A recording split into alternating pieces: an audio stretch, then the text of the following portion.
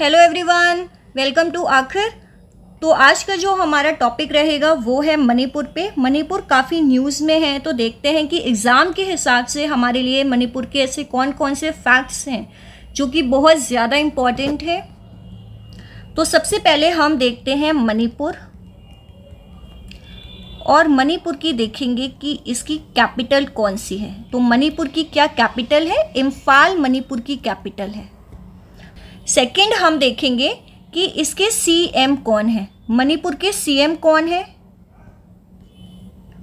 इनका क्या नाम है? एन बीरेन सिंह। ये कौन है? ये मणिपुर के सीएम है। और कौन सी पार्टी से है? बीजेपी पार्टी से है। अगर कोई आपसे पूछता है कि मणिपुर के गवर्नर कौन है, तो मणिपुर के गवर्नर कौन है? इनका क्या नाम है? इनका नाम है अनुसुईया यूके। अगर आपसे कोई पूछता है कि जो मणिपुर की लेजिस्लेटिव असेंबली है, इसमें टोटल नंबर ऑफ कितनी सीट्स हैं, तो मणिपुर की लेजिस्लेटिव असेंबली में टोटल नंबर ऑफ 60 यानी 60 सीटें हैं। अगर आपसे पूछता है कि मणिपुर की लोकसभा में कितनी सीटें हैं, 2 सीट हैं। अगर आपसे कोई पूछता है कि मणिपुर की राज्यसभा में कितनी नंबर ऑफ सीट्स हैं, तो राज्यसभा में कितनी सीट है? टोटल 1 सीट है मणिपुर की। मणिपुर की ऑफिशियल लैंग्वेज कौन सी है? तो मणिपुर की ऑफिशियल लैंग्वेज क्या है? मियाइटी लैंग्वेज। और इसी को क्या बोलते हैं? मणिपुरी बोलते हैं, मणिपुरी लैंग्वेज। और ये लैंग्वेज हमारी कहाँ पे है? ये लैंग्वेज हमारी 8th शेड्यूल में भी है। और 8th शेड्यूल में टोटल कितनी नंबर ऑफ लैंग्वेजेस हैं? टोटल 22 लैंग्वेज हैं। ये कौन से एक्ट से ऐड हुई थी 8th शेड्यूल में? 71st कॉन्स्टिट्यूशनल एक्ट से ऐड हुई थी 1992 में। और टोटल कितनी लैंग्वेज उस टाइम पे ऐड हुई थी? Total number of 3 languages add हुई थी। कौन कौन सी? एक तो कोंकणी, एक आपकी मणिपुरी ऐड हुई थी, और कौन सी ऐड हुई थी? एक नेपाली ऐड हुई थी। कैपिटल क्या है? इम्फाल। सीएम कौन है? एन बीरेन सिंह। गवर्नर कौन है? अनुसुईया यूकी। लेजिस्लेटिव असेंबली में टोटल सीट्स कितनी है? 60। लोकसभा में कितनी सीट्स हैं? 2। राज्यसभा में कितनी सीट है? 1। ऑफिशियल लैंग्वेज क्या है? मियाइटी लैंग्वेज, जिसको मणिपुरी लैंग्वेज भी बोलते हैं। ये 8th शेड्यूल में भी है। कौन से एक्ट से ऐड हुई थी? 71st constitutional act. Total 3 languages add हुई थी, कोंकणी, मणिपुरी और नेपाली। मणिपुर है, ये किस किस के साथ अपनी बाउंड्री शेयर करता है? तो मणिपुर किस किस के साथ बाउंड्री इसकी शेयर होती है? एक तो नागालैंड के साथ इसकी बाउंड्री शेयर होती है, जो कि इसके नॉर्थ में है। एक मिज़ोरम के साथ इसकी बाउंड्री शेयर होती है, जो कि इसके साउथ में है। दूसरा, असम के साथ इसकी बाउंड्री शेयर होती है, जो कि ईस्ट साइड में है। और तीसरा, कौन सी कंट्री है? म्यांमार के साथ इसकी बाउंड्री शेयर होती है, जो कि इसके ईस्ट में है। ब्रिटिश टाइम्स में क्या था कि जो आपका मणिपुर था वो क्या था? एक प्रिंसली स्टेट था। 11 अगस्त 1947 में जो यहाँ के महाराजा थे, जिनका क्या नाम था? जिनका नाम था बुद्ध चंद्र। इन्होंने क्या किया? एक इंस्ट्रूमेंट ऑफ एक्सेशन साइन किया। किसके साथ? इंडियन गवर्नमेंट के साथ। To join union of India. Instrument of accession sign किया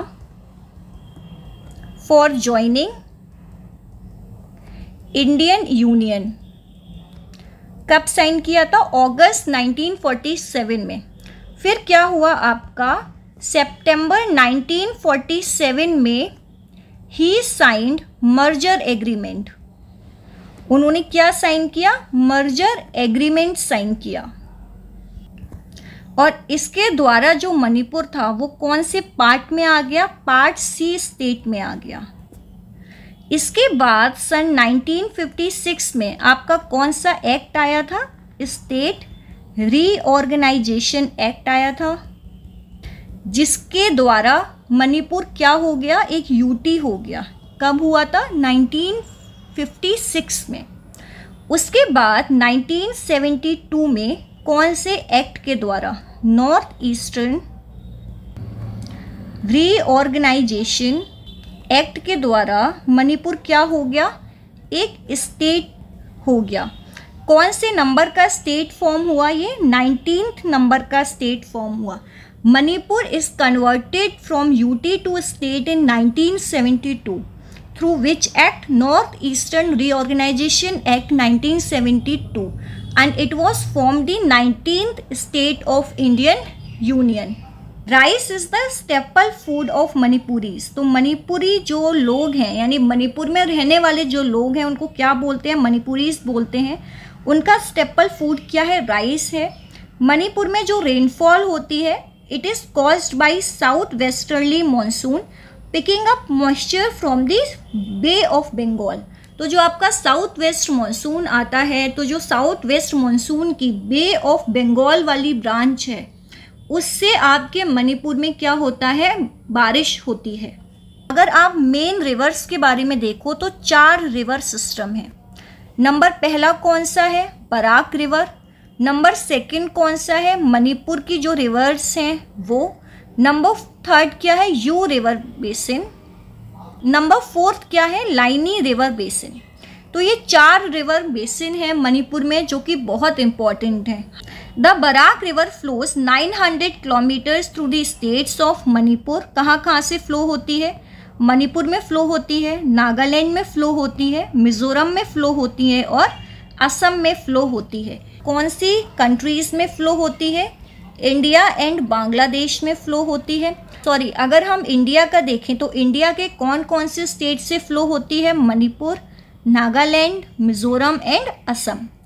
उसके बाद क्या करती है? It enters the Bangladesh where it bifurcates into Surma river and Kushiyara river. जब ये इंडिया के बाद, असम के बाद ये क्या होता है? बांग्लादेश में जाती है और बांग्लादेश में जाने के बाद ये क्या करती है? 2 रिवर्स में डिवाइड हो जाती है। कौन सी? एक तो सूरमा रिवर और दूसरी Kushiyara river.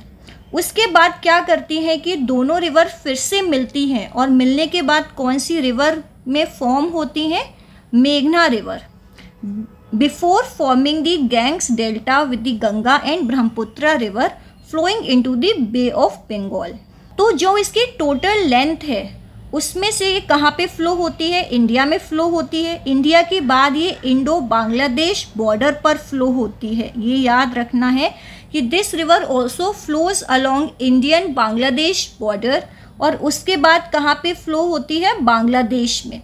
The upper part of its is a navigable part. Navigable part का क्या मतलब है? कि वहाँ पे आप कोई भी वाटरवे फॉर्म हो सकता है।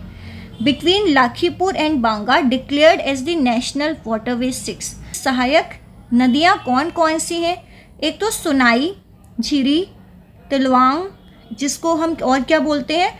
धलेश्वरी भी बोलते हैं, काटाकल भी बोलते हैं। इस पे एक important dam is also proposed on this river, और उस डैम का क्या नाम है? तपाईमुख डैम। और ये कौन सी स्टेट में प्रपोज्ड है? ये मणिपुर। मणिपुरी डांसेस के बारे में काफ़ी पूछ लेते हैं एग्जाम्स में, फेस्टिवल्स के बारे में भी पूछा जाता है। So Manipur dance is also known as Jagoi. इसको और किस नाम से जानते हैं? जगोई नाम से जानते हैं। It is one of the major Indian classical dance forms. It is popularly known for its Vaishnavite themes and performance of love-inspired dance drama of Radha Krishna called रास लीला। तो मेनली जो आपका मणिपुर डांस है, ये इसमें क्या होता है? इसमें रास लीला परफॉर्म्ड होती है, ठीक है। और रास लीला क्या होती है? It is a love inspired dance drama होता है। किसका? राधा कृष्ण का। लेकिन ये डांस और भी थीम्स पे परफॉर्म होता है, जैसे आपका शक्तिज्म हो गया, शैविज्म हो गया यानी शिव रिलेटेड, शक्तिज्म यानी Shakti related, and regional deities such as Umang Lai during Lai Haraoba. तो अगर आपसे एग्जाम में पूछ लेते हैं कि जो मणिपुरी डांस है ये सिर्फ वैष्णवाइट थीम्स के लिए होता है, ऐसा नहीं है। ये शैविज्म के लिए भी होता है, शक्तिज्म के लिए भी होता है। इसके अलावा जो इम्पॉर्टेंट फेस्टिवल्स हैं वो देखते हैं। निंगकोल चकुबा फेस्टिवल, इसमें क्या होता है, ये भी एक मणिपुर का बहुत इंपॉर्टेंट फेस्टिवल है। इसमें क्या होता है कि जिन लेडीज़ की शादी हो जाती है they are invited to their parental families और the parental house for the dinner. तो ये काफ़ी इंपॉर्टेंट फेस्टिवल है मणिपुर का। इसके अलावा एक आपका कुट फेस्टिवल हो गया। It is held after harvest festival in November. This festival predominantly celebrated by Kuki Chin Mizo tribes in Manipur. Third festival आपका योशांग फेस्टिवल है, जो कि बहुत इंपॉर्टेंट है, इसे याद रखना है। Yaoshang is considered to be one of the biggest festival of Manipur. It is a holy festival. तो योशांग क्या है, मणिपुर का होली फेस्टिवल है। कुट फेस्टिवल क्या है, ये हार्वेस्ट के बाद होता है। और निंगोल चकुबा फेस्टिवल भी आपका इम्पॉर्टेंट है। इसके अलावा मणिपुर का एक क्या इम्पॉर्टेंट है, एक मार्शल आर्ट फॉर्म इम्पॉर्टेंट है, जिसको क्या बोलते हैं, जिसको थांगला बोलते हैं। This is the martial Manipur. इसके अलावा एक बार आप लोगों से एग्जाम में, यूपीएससी के एग्जाम में पूछा था, ये क्या चीज़ है, it is the ballot singing of Manipur and it is performed using ढोलक। इसमें कौन सा इंस्ट्रूमेंट यूज़ होता है, ढोलक यूज़ होता है। सो इसमें क्या होता है, it depicts the stories of battle fought by Manipuris against Britishers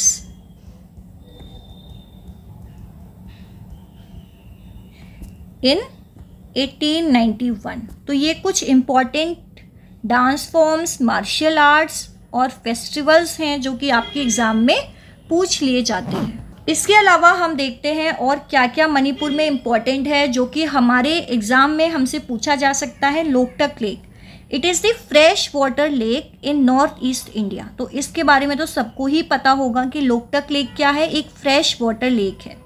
it is the largest fresh water lake in South Asia. अगर आप पूरे साउथ एशिया में देखो तो पूरे साउथ एशिया में it is the largest fresh water lake.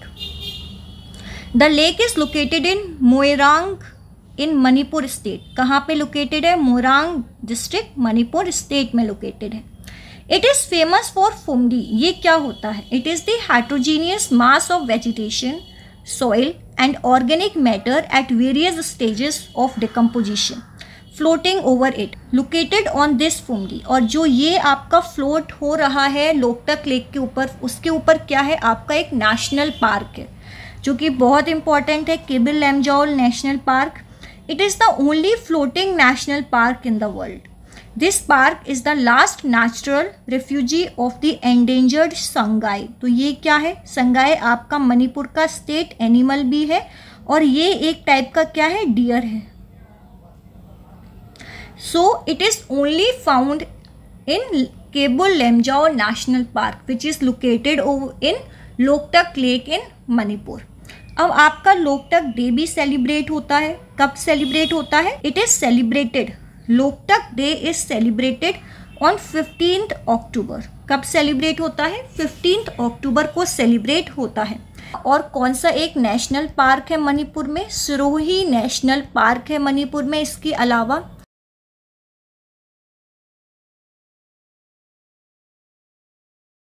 तो cable Lamjao national park हो गया, लोकटक लेक हो गई, सिरोही नेशनल पार्क हो गया।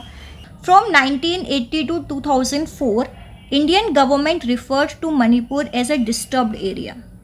तो 1980 से लेके 2004 तक क्या था, मणिपुर एक डिस्टर्ब्ड एरिया था। अब ये डिस्टर्ब्ड एरिया क्या होता है, this term designated by the ministry of home affairs और a state governor refers to the territory where extraordinary laws under the Armed Forces Special Powers Act can be used. Since 1980, the applications of AFSPA, Armed Forces Special Powers Act 1958, has been the part of concerns. Its continued applications has led to numerous protests, notably the long-standing hunger strike by Irom Sharmila Chanu. In 2004, the government lifted the disturbed status after a violent attack on a local woman. अगर आप मणिपुर को देखो तो मणिपुर का अगर ये area है तो इसमें क्या है, ये वैली पार्ट है। तो मणिपुर का एरिया 2 हिस्सों में डिवाइड है। एक आपका वैली वाला पार्ट आता है यानी वैली एरिया आता है, और दूसरा आपका हिल एरिया आता है। तो जो वैली एरिया है यहाँ पे क्या है, ये टोटल एरिया का 10% है ऑफ टोटल एरिया। बाकी का 90% क्या है, आपका हिल वाला पार्ट है। अब जो वैली वाला पार्ट है यहाँ पे मेनली कौन सी पॉपुलेशन रहती है, यहाँ पे नॉन ट्राइबल कौन रहते हैं, मियाइटीज पीपल रहते हैं। और जो हिल एरिया है आपका, यहाँ पे कौन रहते हैं, यहाँ पे ट्राइबल्स रहते हैं, जो कि मेनली कौन कौन है, नागाज और कुकी ट्राइबल्स। अब जो मियाइटी पॉपुलेशन है ये क्या है, ये लार्जली हिंदू। एंड अगर आप नागाज और कुकी के बारे में देखो तो ये क्या है, ये क्रिश्चियंस है मेनली। लेजिस्लेटिव असेंबली में, मणिपुर की लेजिस्लेटिव असेंबली में टोटल नंबर ऑफ कितनी सीटें हैं, 60 में से अगर आप 40 सीटें देखो, यानी जो 40 MLA हैं वो कौन है, वो मियाइटीज़ के हैं। बच्चे कितने, 20 MLA कहाँ के हैं, नागाज और कुकी यानी हिल एरियाज से हैं 20 MLA। क्लैशेस वो क्यों शुरू हुए हैं, बिकॉज जो मणिपुर का हाई कोर्ट है in April it recommended the governor और the government should consider the demand of ST inclusion of Meiteis. तो जो मियाइटीज़ की डिमांड थी, they also want to include in ST मतलब स्केड्यूल्ड ट्राइब्स में, they also want to include, because इनका क्या मतलब था कि जो हमारी पॉपुलेशन है वो पूरी वैली एरिया में कंसेंट्रेट है, और जो हिल एरियाज़ में क्या है, नागाज और कुकी हैं, जिनको ट्राइबल्स का स्टेटस मिला हुआ है और जिसकी वजह से इनको और भी पर्क्स मिल रहे हैं जो कि हम लोगों को यानी मियाइटीज़ जो पॉपुलेशन है और उनको नहीं मिल रहे हैं। So this is all about Manipur. If you have any doubt you can ask me. Thank you so much.